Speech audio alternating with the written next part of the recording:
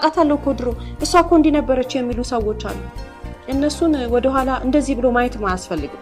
ወደ ኋላ ቀርተዋል። ከትላንት ማንነቴ ዛሬ የኔ ማንነቴ የተሻለ እንዲሆን ያደረገኝ ፈጣሪ ነው።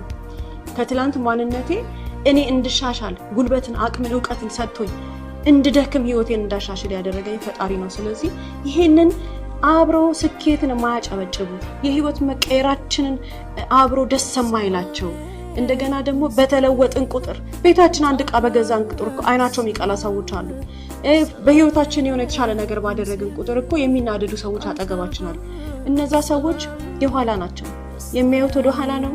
እነዛ ሰዎች ከኋላ የቀሩ ሰዎች ናቸው፣ የትላንት ናቸው፣ አይጠቅሙንም። ትተናቸው ወደፊት መገስገስ ነው።